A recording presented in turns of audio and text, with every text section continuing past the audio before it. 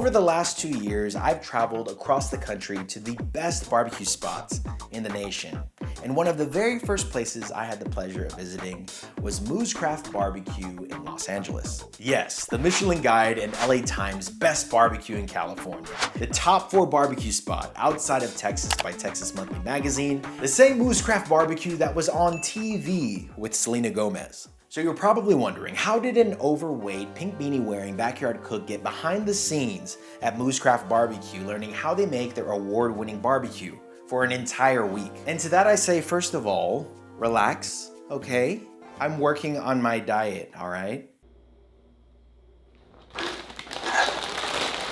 But secondly, not only am I gonna share with you exactly how I was able to work with Moo's Craft Barbecue from a single cold call, but also I'll share some game-changing barbecue tricks that I picked up from my time at Moo's, like how Moo's makes my favorite bite at their spot, the Korean burnt ends. So whenever you see burnt ends on a barbecue menu, it's a little bit of a marketing tactic. You're not actually getting the delicious burnt ends that you find on the fatty side of the brisket. No. From every barbecue joint that I've been to, what you're actually getting is pork belly that's been cubed up and sauced to look like brisket burnt ends. And normally the pork belly burnt end, in my humble opinion, can't hold a candle to the rich, beefy, barky burnt end from a brisket. But let me tell you, okay, Moo's pork belly burnt end, it's a contender. Not only is the pork belly cooked well with the fat nice and rendered, but the glaze on these burnt ends really balances it. And I believe that I know the secret to this glaze that not only makes it the perfect spicy and sweet counterbalance to the rich and fatty pork belly, but also what makes this glaze Korean. So this is a Korean chili paste called gochujang. It's spicy, it's sweet, and it's very flavorful. If you eat it by itself, it kind of reminds me of that Mexican like push pop hair candy. Now being honest here, I don't know how Andrew makes the pork belly glaze. It came out of a bucket that he made before I got to the restaurant that day when he was making it. But I developed my own recipe using gochujang, and it has all of the elements that I loved in Moo's pork belly burnt ends. And I call it Sonyoshide rib glaze. Comment below if you understand the reference. Get a rack of freshly butchered spare ribs and coat it in salt and pepper. Because there's already so much flavor in my rib glaze recipe, you just need salt and pepper on these ribs, but feel free to use whatever rib rub you like. And with the ribs ready, it's time to put them on the pit, but before I step outside, I'm gonna put on my favorite boots, my Tecovas. Of all the different Western styles Tecovas has, my favorite boot is the Dean, which I have right here. And it's my favorite because of its versatility. It's a great casual boot if I'm just hanging out with my friends, and it's also great when I'm outdoors cutting wood or cooking on my offset. And with a pair of straight cut slacks, this boot is a great dress shoe because of just how beautifully crafted it is. I mean, look at this thing. Just marvel at the hand stitching and premium leather to this boot. Like, there is so much attention to detail in this design. And one of my favorite things about Tecovas is the broken-in leathers they use on all of their boots. One of the biggest downsides of boots is breaking in stiff leathers and dealing with that discomfort every step you take until your boots are broken in. But with Tecovas, that's not the case. Right out of the box, a pair of Tecovas is already comfortable the first day you put them on. So if you appreciate an authentic Western style and a premium quality boot like I do, visit the link in my description or scan the QR code on your screen right now to get your new favorite boots today. Thank you Tecovas for sponsoring this video. Now with the ribs nearly done, it's time to make the Sonyoshide glaze. Combine 1/4 cup of gochujang, 1/2 cup of ketchup, 1/2 cup of syrup, 1/4 cup of apple cider vinegar, 1/4 cup of rice vinegar, 2 tablespoons of soy sauce, 1/4 cup of brown sugar, 1/4 cup of honey, 1/2 tablespoon of MSG or chicken bouillon, 1/2 tablespoon of granulated garlic, 1 teaspoon of ginger powder, and 1 teaspoon of white pepper. And when the ribs are done, glaze them and wrap them in foil until you're ready to serve. Finish with sesame seeds and sliced green onions and enjoy. Insane flavor on these ribs. And what's just as impressive is how well cooked these ribs are. Peep game on the bite. Notice how clean it is. It almost seems like the membrane on the back of the rib was completely trimmed off. Well, what if I told you that when I trimmed these ribs, I did not remove, score, or even touch the membrane of the ribs at all?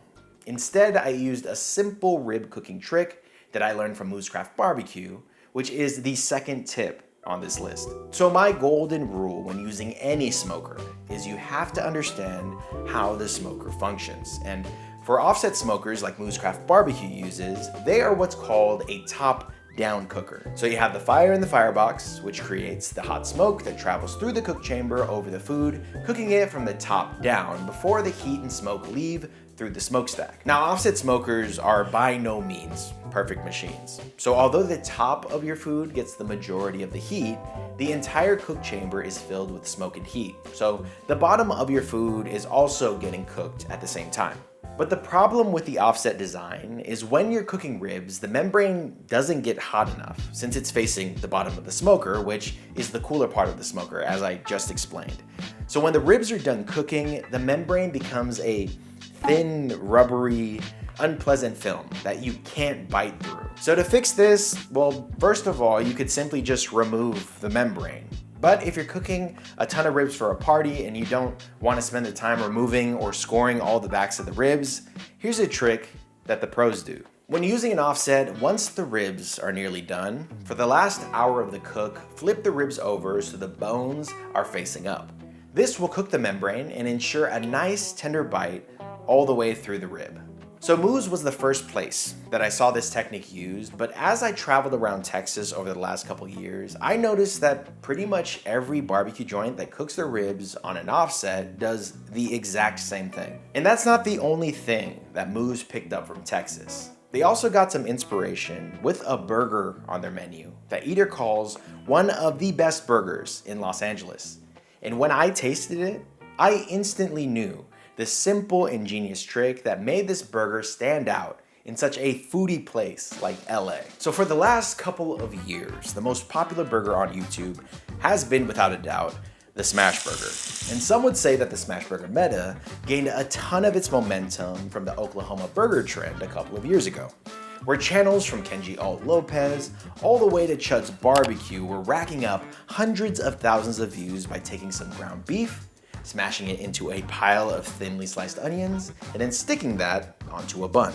And although a very simple recipe, what makes smash burgers so incredible is, first of all, they're super easy to make, but much more importantly, they are absolutely delicious.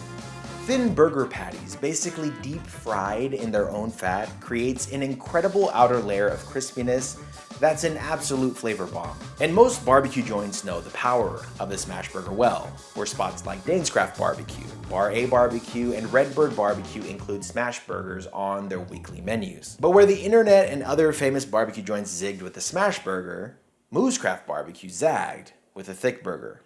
And I'm not gonna just tell you why the thick burger is so stinking good, but also how you can make one at home. Take some ground brisket meat or 80/20 chuck and press them into patties. You can get an adjustable burger press on Amazon for like 20 bucks if you don't have one. And I like the adjustable burger presses because you can adjust the thickness of your patty. So for me, I prefer a 3/4 of a pound burger, which makes about a 3/4 of an inch patty. But if you want to go like super dummy thick, you can do like a 1 pound patty, which would make a 1 inch burger. Also, make sure to pick up some parchment patty paper as well, because if you don't, this is going to turn into a messy, sticky nightmare. Once the patties are formed, the next step is seasoning them. Mooz rolls their patties in a blend of kosher salt and 16 mesh pepper, but season your burgers how you like. Now we're at the first stage of cooking your burgers, which is smoking them. And the temperature of your smoker will depend on what type of cooker you have. If you're using a big offset like Mooz or a high-end backyard offset that has a really good pull, I'd recommend smoking your patties between 225 degrees Fahrenheit and 250 degrees Fahrenheit. If you have a backyard cooker like a Weber Smoky Mountain or a pellet grill that cooks a little bit hotter, cook between 200 degrees Fahrenheit and 225 degrees Fahrenheit. Smoke the patties until they reach a rare doneness at an internal temperature of 120 degrees Fahrenheit to 125 degrees Fahrenheit. You'll finish the burgers to your preferred doneness at the final step, the sear. While your burgers are resting after the smoke for about 20 to 30 minutes, Get your oiled up steel pan or your flat top grill to 350 to 400 degrees Fahrenheit. Flip your burger every 30 seconds until you get the crust and internal temperature you're looking for. With this technique, you get the smoky, tender burger meat on the inside and a nice, flavorful, crispy crust on the outside. It's the perfect combination. Dress your burger however you like, but Moo's Burger is based on the Leroy & Lewis burger in Texas, so it has homemade burger sauce, cheese, pickles, and raw onions. It is a crazy, delicious, and balanced bite, and it fits perfectly on their barbecue tray. And a big reason for that is because Moo's brisket, sausage, and ribs are also insanely accurate to authentic Central Texas style barbecue. And what makes that so impressive is that neither Andrew nor Michelle, the owners of Moo's Craft Barbecue, are from Texas. And in fact, they live over 1,000 miles away from Texas. But there is a trick to their barbecue. And if you can master this simple thing, your skills in barbecue will grow exponentially. So for context, I have a barbecue series on this channel called Barbecue Story, where I shoot documentary style videos for various barbecue joints across the US and hopefully around the world one day. And Moo's Craft Barbecue was actually my very first episode of Barbecue Story. So with no proof of concept of what Barbecue Story even was, why did Andrew and Michelle agree to collaborate with me? Now, part of the reason is because of the way I approached them.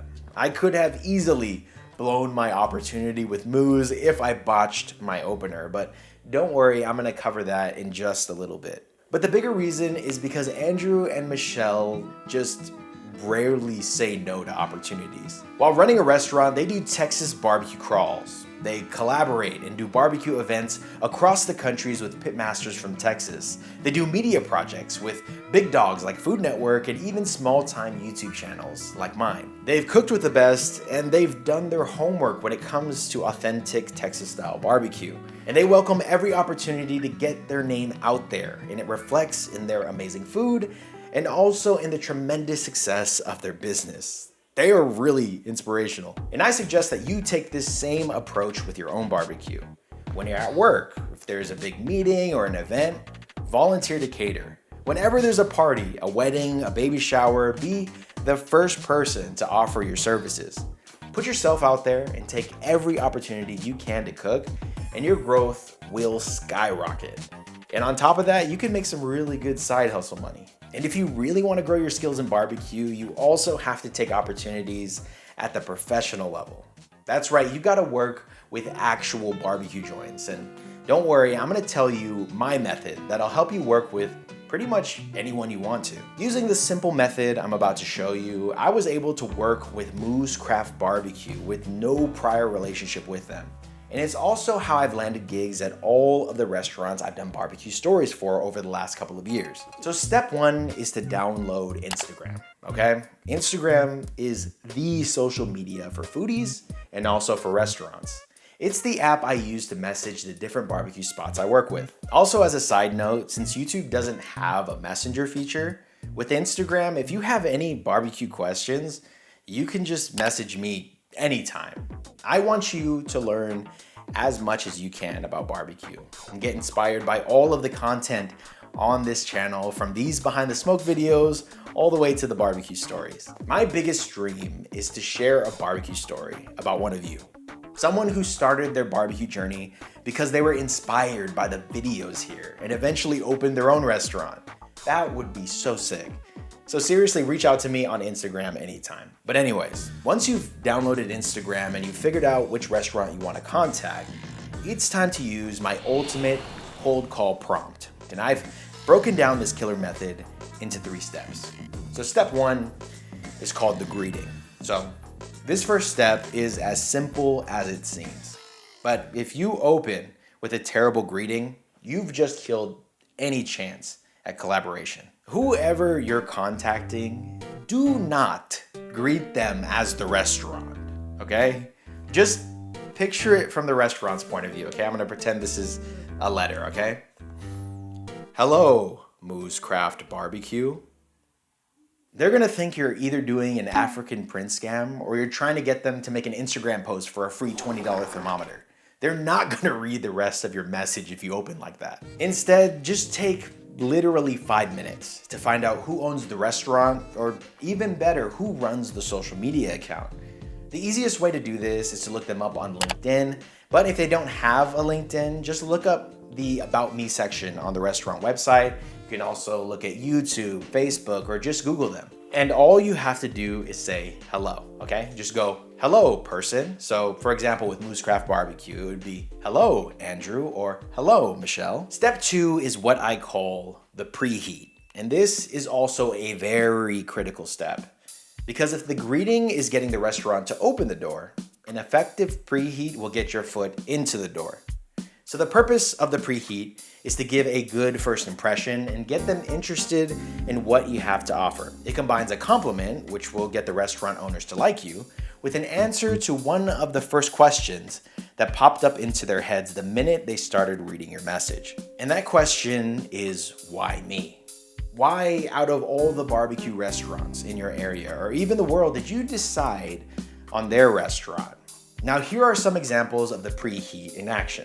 I saw your story on YouTube and it really resonates with me.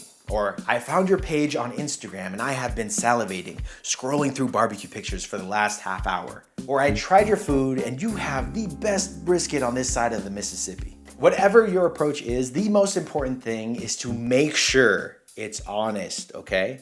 Because if you come off as fake or disingenuous, no one is going to work with you, guaranteed. And now we hit the final step, which is the offer. So the greetings show the restaurant you have the care to do some research, the preheat has got their attention, and now the offer is what's gonna close the deal. Just tell them what services you can provide, whether you're an accountant, a photographer, a logo designer, or a videographer like me. Tell them what you can do for them to help their business. And if you don't have any of these skills, just see if they need a dishwasher or a night cook. Remember, the goal here is learning about barbecue, so just get in. Once you're in, you can ask all of your burning questions and see firsthand how the pros are cooking up delicious barbecue. And once you get connections with this method, I'm telling you, do not just go in with basic backyard barbecue knowledge.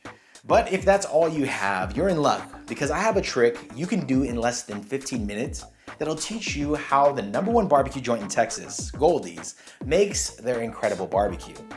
All you have to do is click the next video on your screen, and I'll see you guys over there.